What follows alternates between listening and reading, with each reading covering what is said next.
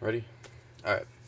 So, hi, my name's Nate, and today I'll be talking to you about why owning an exotic pet as a domesticated house pet is not acceptable.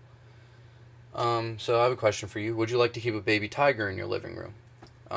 Some of you will say no, but a couple of you will say yes, and that's because you think it's cute, cuddly, it'll be a new experience.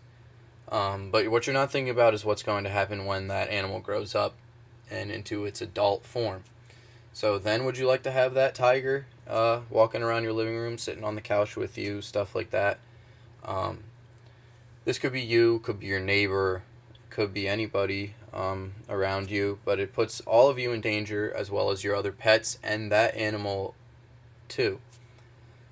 I've done extensive research, and most of the articles that I find are about injuries or deaths from these exotic animals, which just should not be. Um, so, in my opinion, citizens should not be allowed to keep exotic animals as house pets for a couple of reasons. So, first, we have to look at their transportation and even capture. It's very grueling and excruciating for them.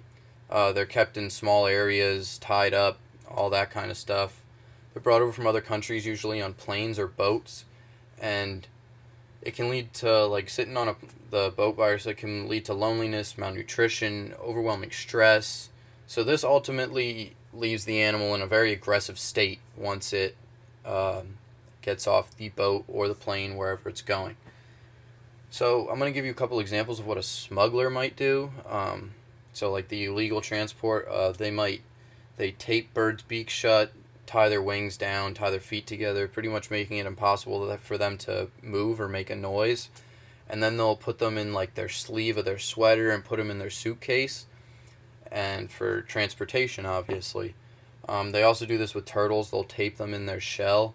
And I didn't believe these at first. I didn't think people could get away with that through airport security, but apparently it does happen. And according to PETA.org is where I found that. Um, so the reason animal smugglers do this is because they don't really care about the health of the animal. They just care that they get it over there in one piece and alive for them to get paid for it. Um, Sometimes when they get off the plane or whatever, it's not instant or anything like that, but their habitat that they're then placed in, the environment, it's not suitable for them, and some of them can even die because of that. It's either it's very hot where they came from, cold here, could be anything like that. It's just too much of a instant change. It's like someone taking you out of your home and putting you in the middle of the Sahara Desert and just like somewhat being taken care of.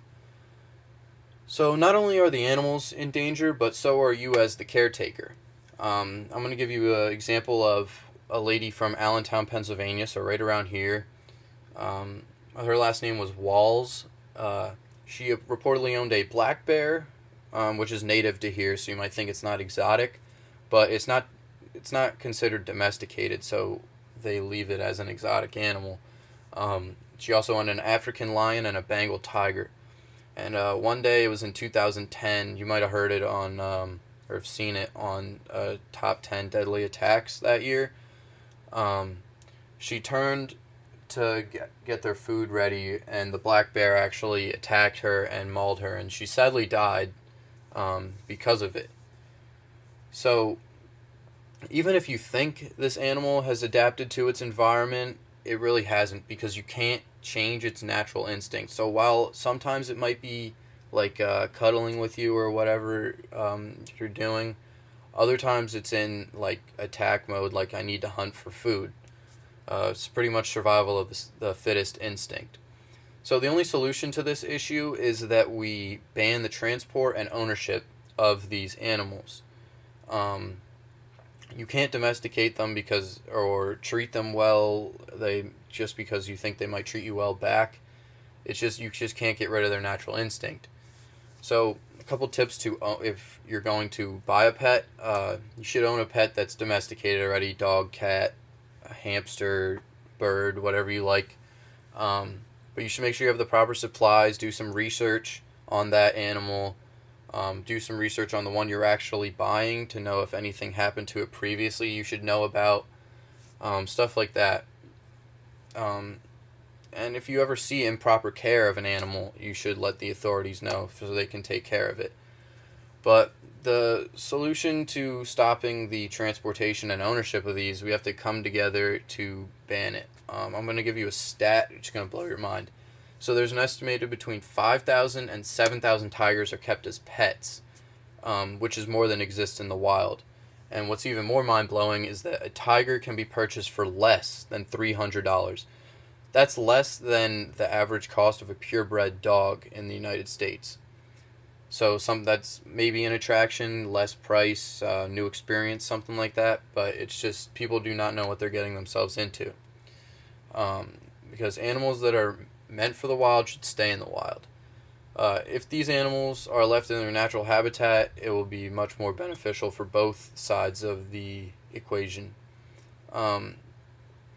Humans will have less being attacked, less risk of being attacked. Animals will not be mistreated and all that. But if we don't put an end to it, it will ultimately leave a negative effect on the environment, animals, and humans. So as citizens, we have the capability and responsibility to bring this issue to the table. So here's what I'd like you to do. You can change this problem by owning domestic house pets and not animals that belong in the wild.